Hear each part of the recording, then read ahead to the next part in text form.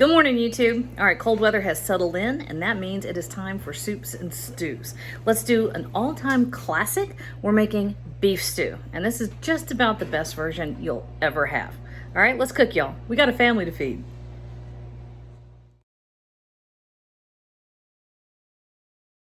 We're live. Okay, so we're gonna do this. This is a very classic recipe. And I don't want you to worry about the recipe so much as I want you to think about what I'm doing. It's the method that matters here, y'all. So we are braising, okay? And braising is when you cook a tough cut of meat in a little bit of liquid over an extended period of time. Now, this is stew beef. You can go to any grocery store on the planet and buy stew beef, and this is what you're gonna get.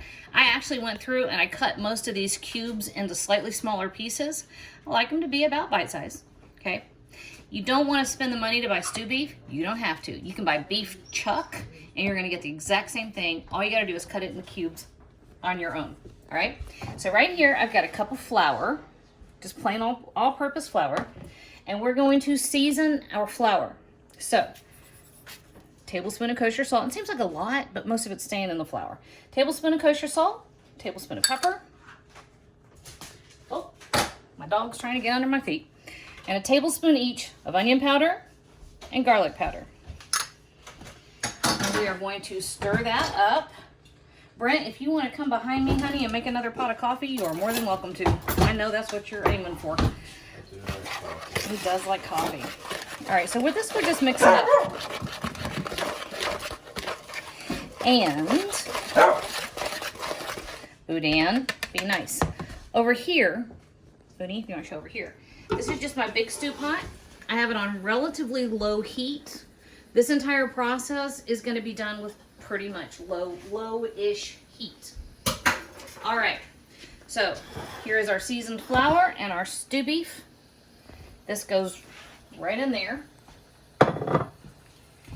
And we're just going to toss this around to coat all the beef.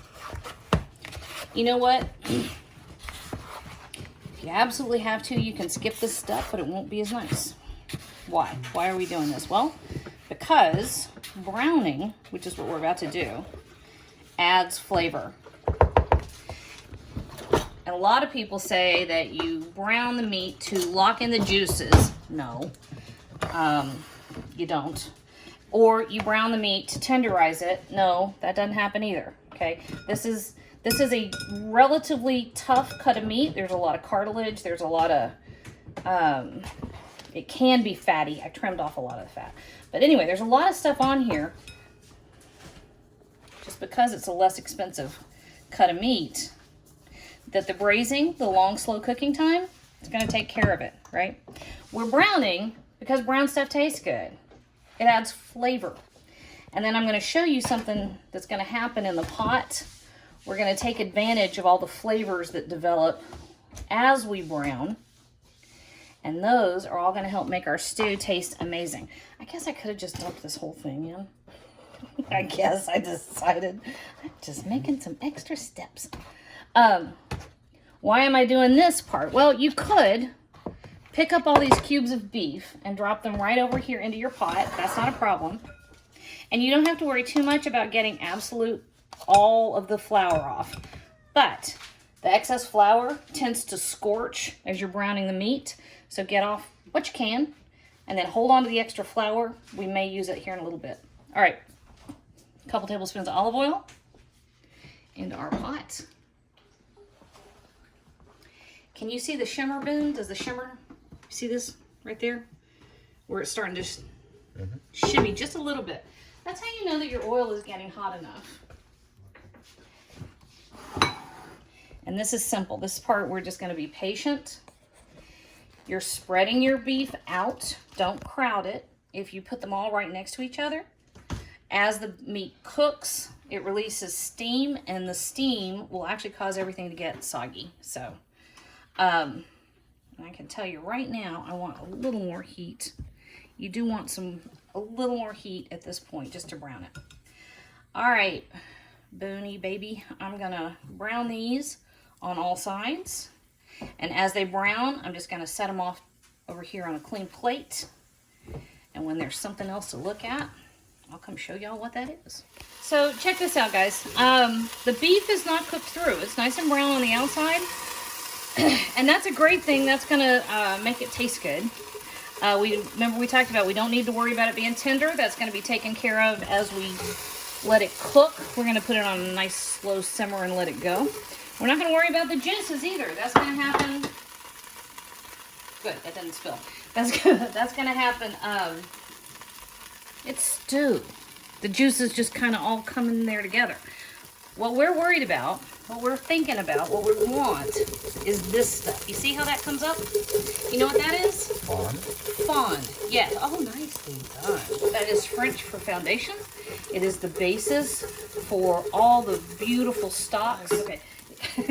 All right. Anyways, the basis for stocks and sauces and gorgeous things, and it's just pure flavor. So we're going to hang on to that, right? We're going to do a couple things to this to make it even better.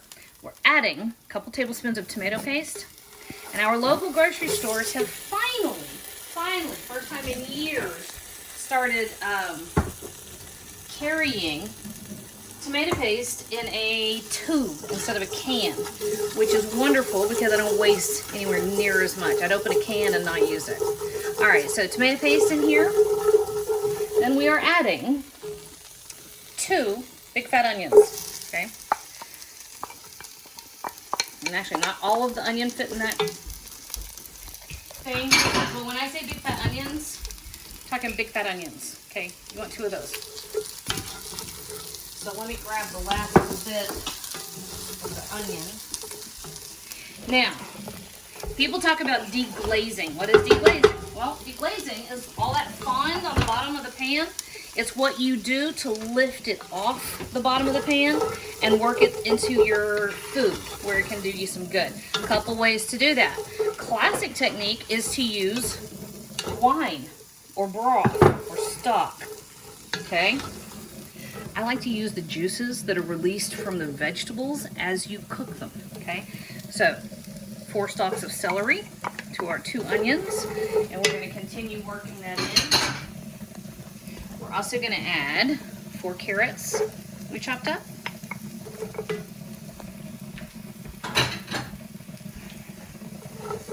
And to this,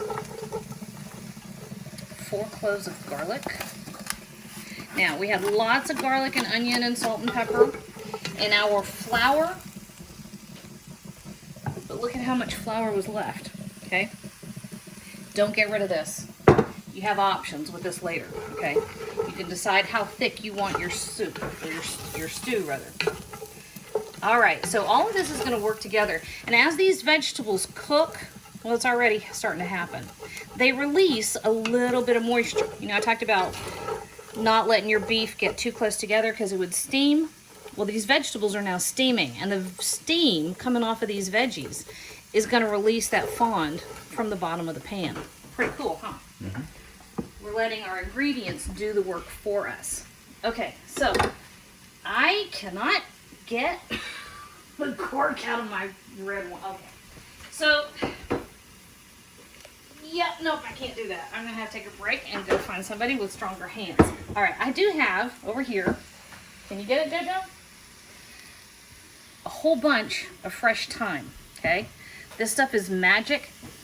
They should market that as a perfume by itself. That is my favorite herb by far. And fresh herbs like that in a stew are just wonderful. Thank you, buddy. All right, to this, we're gonna add about a cup of red wine. We're not gonna worry too much about measuring it. That might have been more like a cup and a half, I don't know. Thanks, buddy. Not enough for it to be a predominant flavor, but enough to give it some acid, okay? This is gonna come up to a simmer, and as we scrape, we're gonna get the fond up off the bottom. And once it simmers for just a minute, we're gonna take our next step. Okay, so this has had a few minutes, and look what happened at the bottom. See how that fond, with no work from us, it kind of pretty much just all ended up in the stew. All right, so you have a couple things that you can do at this point. If you want to, if you like your stuff thicker, you can take your seasoned flour and just sprinkle it, okay? And then work it in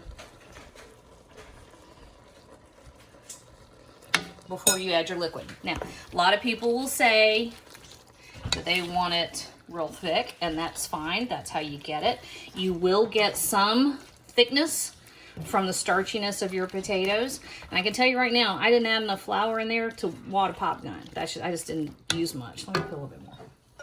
But if you like it thinner, you don't have to do this, okay? You will get some thickening from the potatoes. However, this is a tricky thing. I have these little cute little mixed new potatoes that we're gonna use. It's right at 2 pounds of potatoes. Thing is, these potatoes, this is like a new potato. It's a little red potato. These are the, what's that called? Yukon Gold. So these are all little baby potatoes. I just threw one behind my stove. Here's the thing. Into the abyss he goes. I know, these are these are waxy potatoes. They will put some starch into the stew. What about russets? Russets would release way more starch. On the other hand, russets would get softer and disintegrate faster, okay?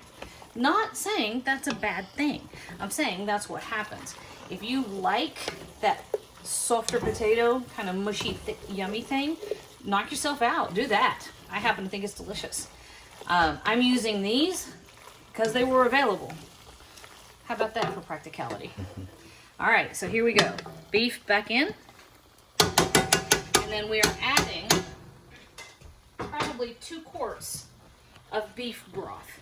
If you have homemade, knock yourself out. If you don't, we are a no shame, no judgment kitchen, y'all. So I'm going to start with just enough liquid to cover the ingredients. Okay, so maybe 1 quart.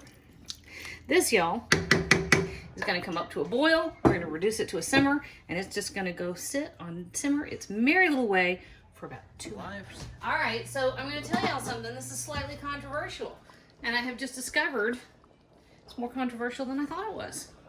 So this has gone for long enough that our potatoes are cooked through. It's nice and beautiful and glossy and thick. The meat has gotten tender. Starting to do the whole fall apart thing. So you can give it a taste, of course. And you want to give it a taste and adjust for seasonings. But if your potatoes can be pierced with a fork, you're good to go. Hot. Now, controversial. Gentleman holding the camera is Boone. He has informed me he wishes I would not put this in there. 2 cups of frozen peas.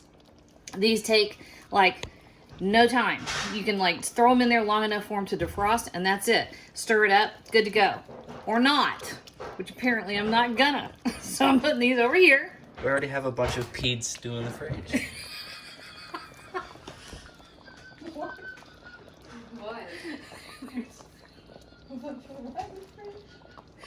Peat stew. Peach stew. There's peach stew in the fridge. You're right. That's right, Glenn. I'm not gonna. Apparently, we're also all 5 years old. Okay, in that case, you're ready. We're good to go and we can serve it. Okay. Oh my gosh. All right, so let's see. Let's come in here and find something good. We're gonna give it a taste. Peed stew. Y'all are morons. I want this bite right here. Like that. That's hot. Mmm. Mmm. Mm-hmm. That's perfect, y'all. Oh my gosh. Okay. Peas or no peas, this is the perfect bowl of comfort food. Awesome for the fall, winter time. Stick a bunch of this on the back of your stove. You're good to go all day long. Eat the thyme for extra good luck. Huh? Eat the thyme for good luck. You want to know a secret? I made that up when y'all were little. Oh, wait. Okay. No, I just made that up off the top of my head. When y'all were little, okay, I have an admission to make. I would throw this in because I had no time, right? Ha ha ha ha. Oh, jeez, it's getting worse. I had no time to deal with pulling the thyme off of the thing, right? So I'd throw it in, and I would wait until a lot of it fell off, like that one, right? And then if y'all found a piece of thyme when you were eating, I would tell you to make a wish on it. It was good luck. And everybody believed me for a long time. And I just made it up because I don't think I did. You probably didn't know. Okay, All fine. right. Anyway, that, y'all, is how to make perfect beef stew with or without the peas.